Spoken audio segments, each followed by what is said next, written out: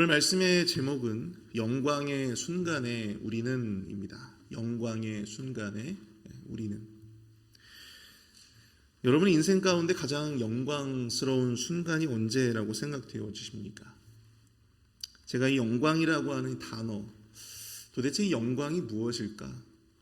사전에서 살펴보니까요, 빛나고 아름다운 영예 이렇게 나와 있더라고요. 세상에서 가장 빛나고 아름다운 순간, 여러분들의 인생에서 가장 빛나고 또 가장 아름다운 순간이 언제입니까? 또한 언제라고 생각을 하십니까? 이런 질문을 하면 아마 많은 분들이 각자가 생각하는 그런 영광의 순간들이 있을 거라고 생각이 되어집니다. 첫사랑의 기억, 또 입학과 졸업, 첫 직장, 결혼, 또한 처음으로 내 집을 마련한 것, 또 자신의 모든 일을 마치고 정년을 퇴임한 그 영광의 순간들을 생각하실 수 있을 것 같습니다. 물론 이처럼 세상적인 기준에 있어서 우리 인생에 있어서 가장 빛나고 아름다운 영광의 순간들이 분명히 세상 가운데 있습니다. 하지만 그리스도인으로서 우리에게 가장 영광스러운 순간이 언제일까? 그것을 생각해 본다면 우리의 삶의 현장에서 하나님을 만나고 또 우리의 삶의 현장 가운데서 하나님의 임재를 경험하는 그런 신적 경험들을 하는 순간들이 아닐까 생각을 해보게 됩니다.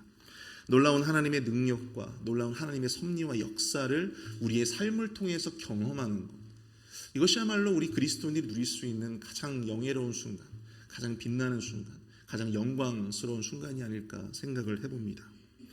오늘 우리가 읽은 이 본문은요, 소위 변화산 기적이라고 불리는 말씀인데요, 제자들에게 자신의 이 죽음에 대해서 처음으로 알리신 그 사건이 있고 난 후에 엿새 후 예수님은 이 베드로와 야고보, 요한을 데리고 따로 높은 산으로 올라가셨다고 합니다. 그리고 그들 앞에서 영광스러운 모습으로 변형되셨다, 그렇게 성경은 기록하고 있습니다. 3절을 보시면 예수님이 과연 어떻게 변화되셨는가? 그 옷이 광채가 나며 세상에서 빨래하는 자가 그렇게 희귀할 수 없을 만큼 매우 희어졌더라.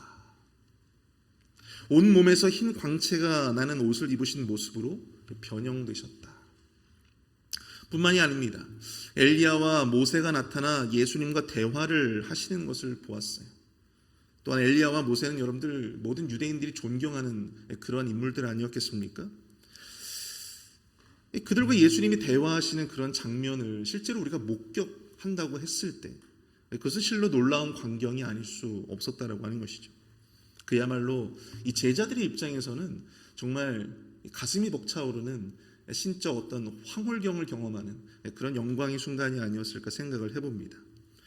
이러한 예수님의 영광스러운 변형에 대해서 제자들의 반응, 그리고 예수님의 말씀이 오늘 본문의 주된 내용이라고 우리가 볼 수가 있는데요, 특별히 오늘 말씀의 내용을 보면 우리가 그런 어떤 살면서 그런 어떤 신적 경험, 그 영광의 순간 가운데 우리가 다시금 기억하고 또 깨달아야 할 그런 영적 교훈이 있음을 발견하게 된다라고 하는 것이죠. 바로 그 영광의 순간 우리는 무엇을 기억해야 할까요? 첫 번째로 우리의 그 영광의 순간에 우리는 이 고난이 없는 영광이 없음을 깨달아야 한다라고 하는 것입니다. 고난이 없는 영광이 없다라고 하는 것을 깨달아야 한다. 오늘 본문은 특별히 엿새후라고 하는 말로 시작하고 있습니다. 엿새후. 그렇다면 엿새 전에는 과연 무슨 일이 있었다는 것일까요? 우리가 담임 목사님의 주일 설교를 통해서 살펴보았듯이 예수님이 제자들에게 처음으로 자신의 고난과 죽음을 언급하시게 됩니다. 그러자 베드로가 그것을 두고 예수님께 아주 강력하게 항변을 하게 되죠. 그러다가 이 사탄이라고 하는 말까지 듣게 됩니다. 그러면서 예수님이 제자들에게 해주신 말씀이 바로 이것입니다. 마가복음 8장 34절, 누구든지 나를 따라오려거든 자기를 부인하고 자기 십자가를 지고 나를 따를 것이니라. 예수님은 당신의 죽으심과 부활, 그리고 그를 따르는 제자들이 마땅히 감수해야 할 바로 그 십자가의 길, 그 고난의 길에 대해서 강조해서 설명하셨습니다. 그런데 공교롭게도 그 사건이 있고 난 엿새 후에 변화산 사건이 등장하고 있다고 하는 것이죠. 예수님과 베드로, 야고보와 요한과 같은 이 몇몇의 제자들을 데리고 높은 산에 올라가시게 됩니다. 학자들은 이 산을 두고요, 이 헐몬산 혹은 이 다볼산 중에 하나일 것이다. 그렇게 주장을 합니다. 근데 여러분, 성경에서 이 산이라고 하는 것은요, 매우 특별한 의미를 가집니다. 하나님이 모세에게 십계명을 주신 곳이 어디였어요? 바로 시내산이었죠. 그리고 엘리야에게 당신을 드러내신 곳도 어디입니까? 엘리야에게 당신을 드러내시고 또 말씀을 주신 곳이 바로 호렙산이었어요. 이 시내산과 호렙산은 서로 같은 산을 의미합니다. 명칭만 다를 뿐이에요. 이처럼 성경에서 산이라고 하는 존재는 하나님의 임재와 또한 하나님의 말씀을 받는 어떤 신적 경험을 하는 곳으로 굉장히 상징적인 의미를 갖게 된다고 하는 것입니다. 그런데 예수님도 이 제자들과 함께 지금 이 산에 올라가셨다. 그때 예수님께 놀라운 변형이 나타나게 됩니다. 3절인데요. 그 옷이 광채가 나며 세상에서 빨래하는 자가 그렇게 희귀할 수 없을 만큼 매우 희어졌더라. 본문은 이것을 그냥 단순히 어떤 변화라고 이야기하지 않고요, 변형되사라고 표현하고 있습니다. 이것은 특별히 헬라어 메타몰포세라고 하는 단어를 사용하고 있는데요. 이것은 단순히 어떤 겉모습만 바꾼 것이 아니고요, 내적인 변화로 말미암아 생겨난 어떤 외적인 변화를 지칭할 때 이 단어를 사용한다라고 하는 것입니다. 단순히 어떤 겉모습만 바뀐 것이 아니라 뭔가 이전에 우리가 봤던 예수님의 모습과는 전혀 다른 존재로서 제자들이 그 예수님을 마주하게 되었다라고 하는 것이에요. 그래서 특별히 변형되사라고 하는 말을 사용하고 있다라고 하는 것입니다. 하나님의 아들로서의 예수님의 신적인 영광을 드러내주는 그러한 말씀이라고 볼 수가 있는 것이죠. 게다가 4절을 보시면 이에 엘리야와 모세와 함께 그들에게 나타나 예수와 더불어 말하거늘 이렇게 말씀하고 있습니다. 예수님이 하나님의 아들로서 이 자신의 신적인 영광을 드러난 그 현장 가운데는요, 예수님과 제자들만 있었던 것이 아니고요, 바로 모세와 엘리야도 그들과 함께 있었다고 하는 것입니다. 여러분, 모세와 엘리야는 유대인들에게 가장 위대한 지도자이자 또 가장 위대한 선지자로 통하는 사람들이고요. 또한 이 모세는 신명기 18장에서 장차 위대한 선지자가 올 것이다 라고 하는 것을 예언한 바가 있습니다. 또한 엘리야는 메시아에 앞서 올 자로 예언된 인물이기도 했습니다. 다름 아닌 예수님이 이런 자들과 함께 더불어 대화했다라고 하는 것, 이것은 제자들이 볼 때 너무나 영광스러운 순간이 아닐 수 없었다라고 하는 것이죠. 베드로는 그 순간의 황홀경에 취해서 예수님께 이렇게 요청합니다. 그 순간이 얼마나 좋았던지 베드로가 이렇게 요청하는 거예요. 우리가 여기 있는 것이 좋사오니 우리가 초막 셋을 짓되 하나는 주를 위하여, 하나는 모세를 위하여, 하나는 엘리야를 위하여 하사이다. 얼마나 그 순간의 영광이 참 대단했으면, 그 순간을 얼마나 오랫동안 유지하고 싶었으면 이런 말을 했을까요? 그런데 그뿐만이 아닙니다. 구름이 와서 그들을 덮으며 구름 속에서 이런 음성을 듣게 돼요. 이는 내 사랑하는 아들이니 너희는 그의 말을 들으라. 예수님이 세례를 받으실 때처럼 하나님 아버지께서 자신의 음성을 통하여 예수님의 메시아 되심을, 당신의 아들 되심을, 당신의 보내신 위대한 선지자가 되심을, 제사장이 되심을 확증해 주셨다라고 하는 사실입니다. 예수님이 제자들에게 이런 놀라운 광경을 보여주신 이유는 과연 무엇이었을까? 한 가지만 보여주셔도 대단할 법한데 무려 3종 세트나 보여주셨습니다. 근데 그만한 이유가 분명히 있었을 거란 말이죠. 그것이 과연 무엇이었을까? 그것은 바로 오늘 본문 앞에서 언급된 예수님의 말씀에서 찾아볼 수 있습니다. 변화산 사건이 있기 엿새 전 그들은 예수님이 곧 죽을 것이라고 하는 말을 듣게 됩니다. 베드로와 같은 경우는 그 말에 아주 강력하게 반응했어요. 근데 중요한 것은 예수님이 자신의 죽음에 대해서만 이야기를 하신 것이 아니다라고 하는 사실입니다. 무엇을 함께 이야기하셨죠? 바로 부활에 대해서, 또한 재림에 대해서 말씀을 해주셨다라고 하는 것입니다. 예수님은 자신이 죽임을 당하고 사흘 만에 살아날 것을 가르쳐 주셨습니다. 뿐만 아니라 제자들에게 자신을 따르려면 자기 십자가를 져야 한다고 하셨는데, 누구든지 죄 많은 세대에서 자신과 자신의 말을 부끄러워하면 인자도 아버지의 영광으로 거룩한 천사들과 함께 올 때에 그 사람을 부끄러워하실 것이다. 그것을 예수님께서 밝히셨다라고 하는 것입니다. 무엇입니까? 예수님이 다시 오심을 밝혀주셨다라고 하는 사실이에요. 그런데 과연 제자들이 예수님의 이 말씀을 얼마나 이해하고 또 얼마나 그것을 믿고 있었을까요? 오늘 본문의 변화사 사건은 바로 이 예수님의 고난과 죽음 이후에 일어날 그의 부활과 그의 재림의 역사를 제자들에게 더욱더 확실하게, 더욱더 선명하게 가르치고 깨닫게 하시기 위해서 예수님의 의도적으로 준비하신 것이다라고 하는 것입니다. 특별히 마가가 이 앞의 사건과 뒤의 사건 사이에 이 엿새후라고 하는 구체적인 이 시간을 넣은 것은 앞의 사건과 뒤의 사건을 의도적으로 연결해주는 그러한 역할을 하고 있다고 하는 것이죠. 인과관계처럼 말입니다. 다시 말해서 예수님이 고난을 당하시고 또한 사람들에게 버려져 죽임을 당하시게 되겠지만 이 변화사 사건을 통해서 제자들이 경험한 것과 같은 그 놀라운 모습으로 예수님의 이 부활의 몸을 다시 입으시고 다시 살아날 것입니다. 또한 이 영광의 모습으로 다시 오실 것이다. 그것을 제자들에게 분명하게 확증해주고 계시다라고 하는 사실입니다. 그리고 이것은 예수님뿐만 아니라 자기 십자가를 지고 예수님을 따르는 수많은 우리 그리스도인들, 주님의 수많은 제자들이 누리게 될, 장차 누리게 될 놀라운 영광을 상징해주고 있다고 하는 것입니다. 사랑하는 성도 여러분, 고난이 없는 영광은 없습니다. 특별히 이 악한 세대 속에서 살아가는 우리들에게는 여러분들 더더욱 그러합니다. 세상에서 우리가 맛보는 영광이라고 하는 것은 장차 우리가 맞이할 주님으로부터 우리가 맞이하게 될 그 영광과는 비교할 수 없는 조족지열에 불과하다고 하는 것이죠. 그러나 우리가 그러한 영광의 순간을 맞이할 때 훗날 우리가 누리게 될 참된 영광을 우리가 기억했으면 좋겠습니다.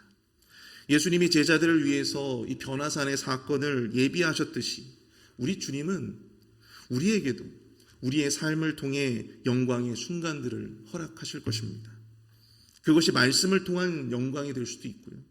또 그것이 우리가 복음을 전했을 때 느끼게 되는 기쁨과 희열이 될 수도 있습니다.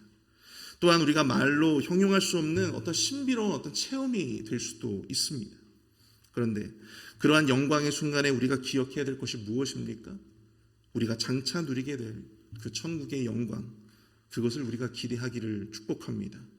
그것을 위해서 지금 이 순간 우리가 살면서 경험하고 있는 그 수많은 고난들, 그 숱한 그 십자가의 길을 온전히 감당할 수 있는 위로와 소망을 발견하시는 저와 여러분들이 될 수 있기를 축복합니다. 그것이야말로 우리가 삶을 살아가면서 주님께서 우리에게 그러한 신적인 경험들을 하게 하시는 중요한 이유가 되기 때문입니다. 두 번째로 이 영광의 순간에 우리는 우리의 영광이 사명을 위한 강력한 도구로 쓰이도록 노력해야 한다라고 하는 것입니다. 우리가 경험하는 그 영광들이 사명을 위한 강력한 도구로 쓰여지도록 해야 한다. 오늘 보면 9절을 보시면 그들이 산에서 내려올 때 예수께서 경고하시되 인자가 죽은 자 가운데서 살아날 때까지는 본 것을 아무에게도 이르지 말라 하시니 라고 예수님께서 말씀하십니다.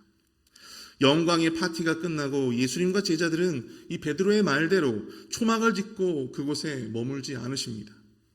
모든 변형의 역사가 끝나고 난 후에 그들은 비로소 산에서 다시 내려오시게 됩니다. 내려오면서 예수님은 함께 이 변형의 역사를 목도한 제자들에게 이렇게 경고하셨어요. 인자가 죽은 자 가운데서 다시 살아날 때까지는 본 것을 아무에게도 이르지 말아야 한다. 왜 예수님은 제자들에게 자신들이 본 것을 절대 말하지 말라고 하시는 것입니까?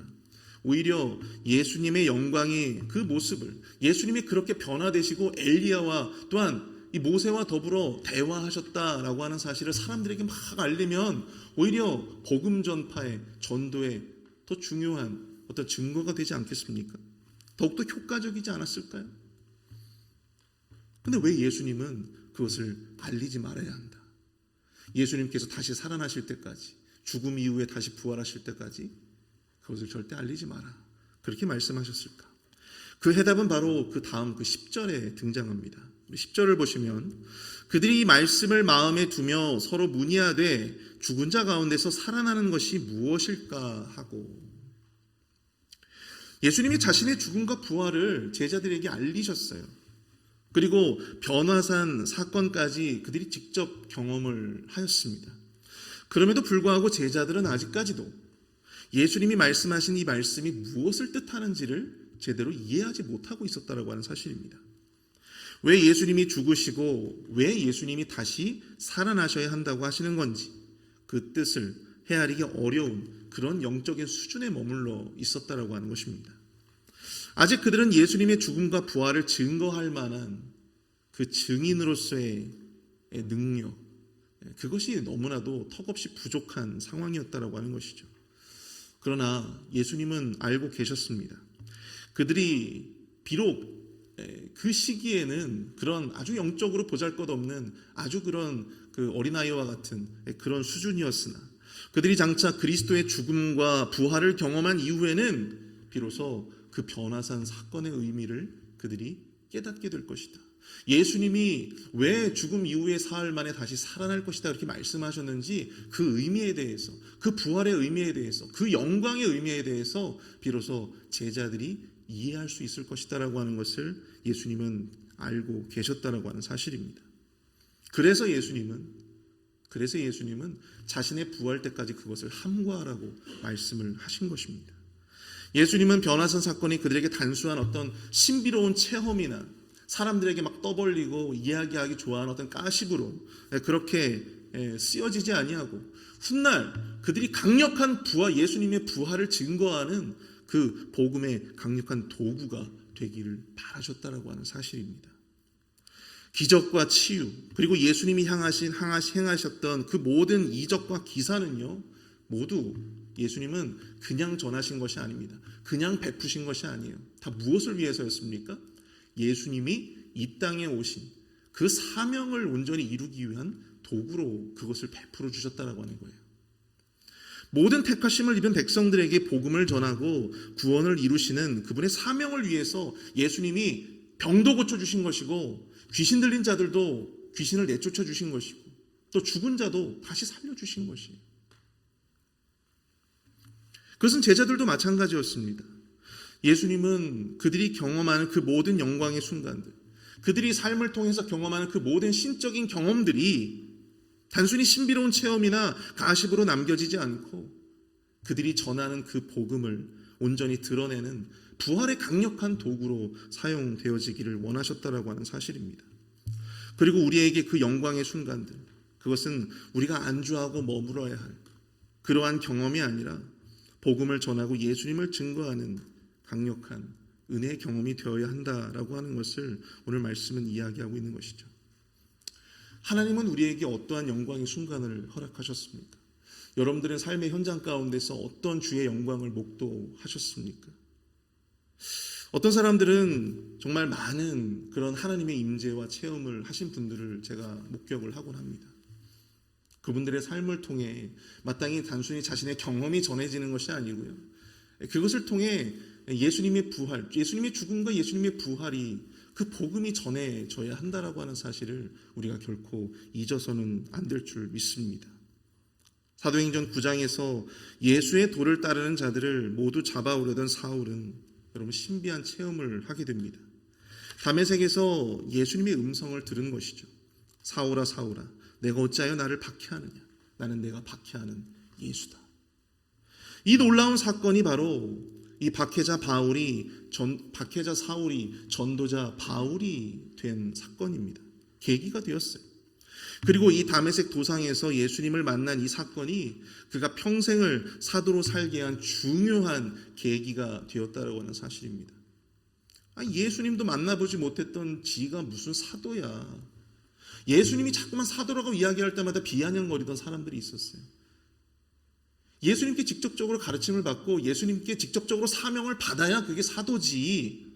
예수님도 만나보지 못한 그러한 존재가 어떻게 사도가 될 수 있는가? 그때마다 바울이 떠올렸던 것은 무엇이었을까요? 그가 다메섹 도상에서 경험했던 그 예수의 음성이었다라고 하는 사실이죠.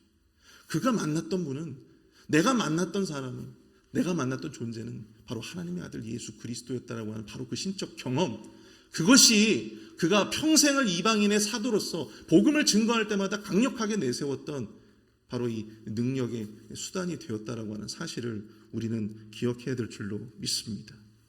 어떤 사람들은 살면서 참 많은 신비로운 체험과 현상을 경험합니다. 기도의 응답을 경험하기도 하고요, 또한 말씀의 응답을 경험하기도 합니다. 우리가 살면서 경험하는 그 수많은 그 경험들, 그 수많은 신적 경험들, 이것이 우리에게 복음 전도의 강력한 도구가 되어지고 있습니까? 아니면 나 자신의 영적인 능력을 자랑하고 나의 권위를 드러내는데 사용되어지고 있습니까? 사랑하는 성도 여러분, 우리의 삶을 통해 하나님의 영광을 경험하시는 일들이 더욱더 많아지시기를 축복합니다. 모든 예배를 통해서 여러분들 하나님의 임재를 경험하시는 저와 여러분들 될 수 있기를 축복합니다. 우리가 아플 때 우리를 고쳐주시고 회복시켜주시는 치료하시는 하나님의 영광, 여러분 그것을 우리 모두가 충만하게 경험하시기를 축복합니다. 근데 여러분, 그것이 우리의 경험으로만 끝나는 것이 아니고요, 우리가 증거할, 또 우리가 감당할 그 사명을 온전히 이루어 나가는데 강력한 도구로 쓰여질 수 있게 되어지기를 축복합니다. 결국은 복음을 위해서, 결국은 우리의 사명을 위해서 주님은 그것을 경험케 하시는 것이기 때문입니다. 오늘 이 시간 다 함께 우리 말씀을 생각하시면서 우리가 좀 합심해서 기도했으면 좋겠는데요. 우리의 신앙 여정 속에서 경험하는 그 놀라운 신적 경험들, 그 영광의 순간들 속에서 이 주님의 십자가의 길을 따라가기 위한 소망과 위로를 얻게 하여 주시옵소서. 또한 그것이 우리의 특별한 경험으로 남지 않게 하여 주시고, 우리의 어떤 신비로운 체험을 경험했다라고 하는 어떤 가십으로 끝나지 아니하고 우리의 사명을 위한 강력한 복음 전도의 수단으로, 강력한 도구로 쓰임받게 하여 주시옵소서. 우리 함께 마음을 모아 합심해서 기도하도록 하겠습니다.